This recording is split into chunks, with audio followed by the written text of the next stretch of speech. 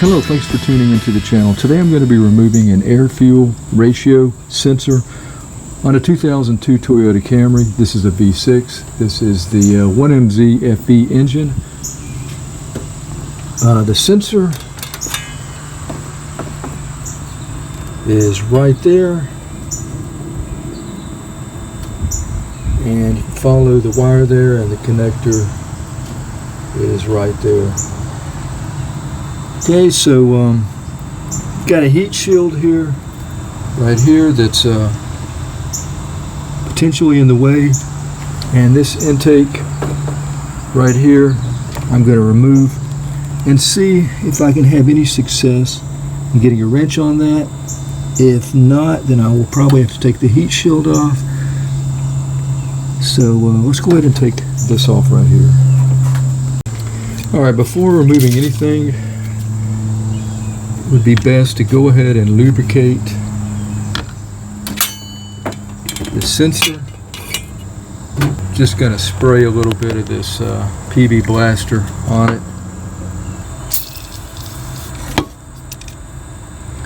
And we'll let that soak in a little bit. And before proceeding any further, we will take off the negative battery cable here. To remove the intake, there's two 10mm bolts here. I've already loosened those.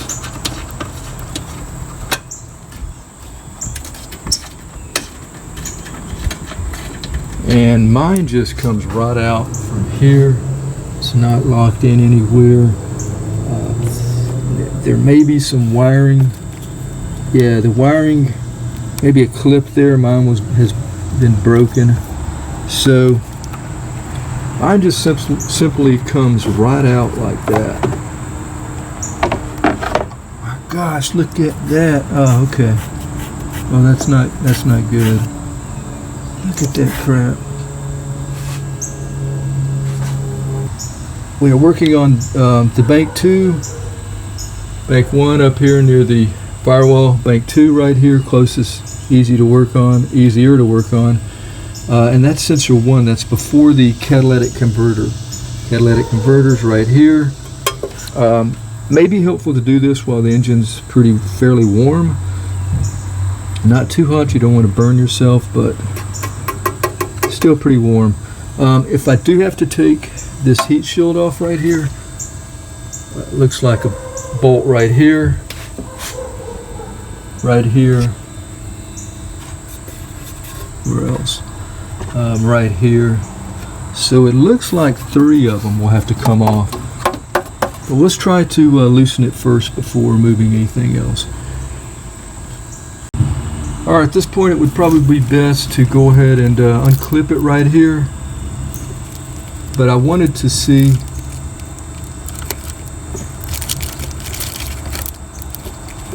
before we get into that, I wanted to see if I could at least break it loose and kind of get an idea of how hard it is going to get that off.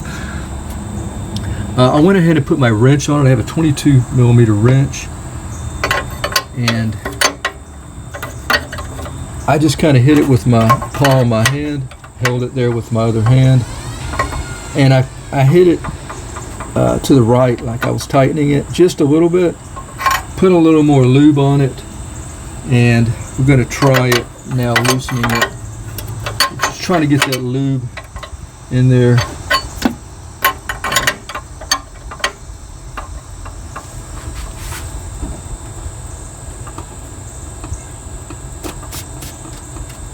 Okay, it looks like we're going to be good here.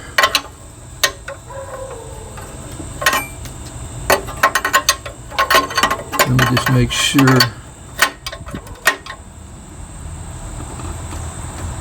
Okay, I think yeah, that was a lot easier than I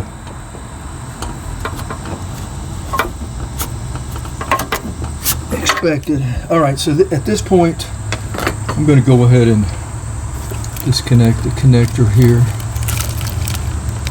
And to do that, I'm just pushing down. I'll need 2 hands probably.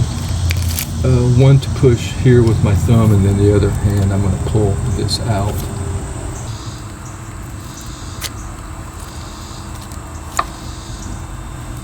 Okay, with it disconnected now, free to go ahead and turn the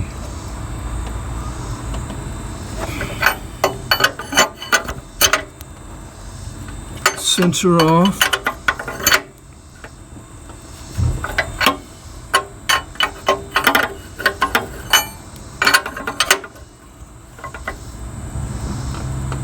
Now there's different wrenches you can use. This one's is pretty tight in here.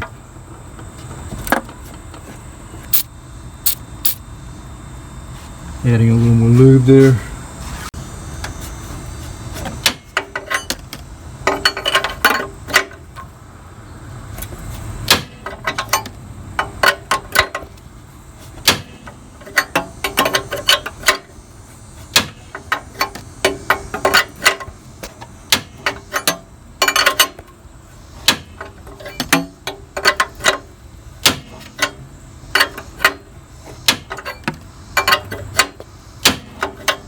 It looks like there's maybe anti-seize on there.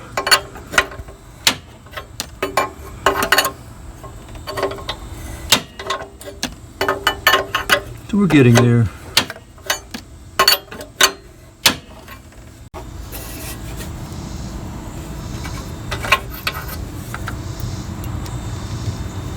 All right, there we go. Air fuel sensor.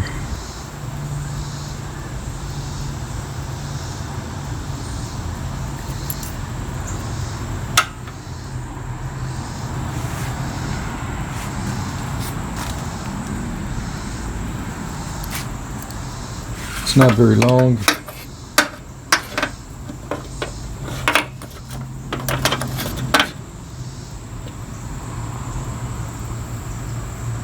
The whole thing looks like about 12 inches or so.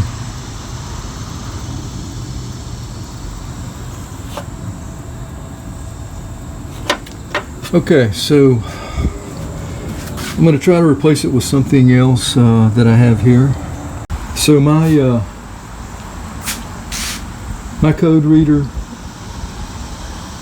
or my scanner tool just says bank 2, so I'm not absolutely sure that this is the right one.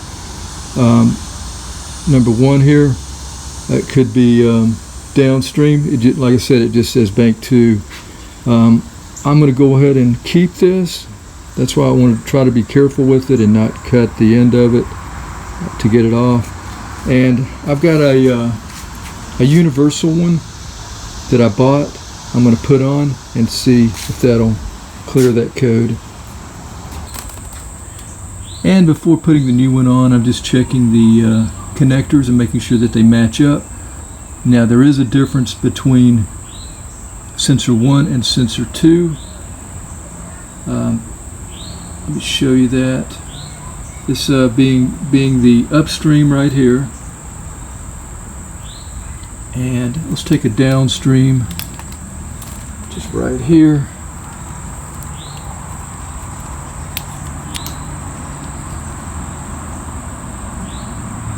See the difference there? So the downstream will not fit on the upstream with the connector and vice versa. So if you get, if you have one shipped, you know, and it's different, it could very well be that it's not downstream or upstream or whatever. So let's go ahead and put this new one on. And also, this upstream had 2 black wires and a white and a blue wire. And I will be using this anti-seize here on the threads only. And one more thing about sensors, oxygen sensors or air fuel ratio sensors, it really is best to try to get the OEM for these Toyota sensors is Denso. I've used Bosch before and they've worked as well. And I'm just tightening it until that crush washer is tight.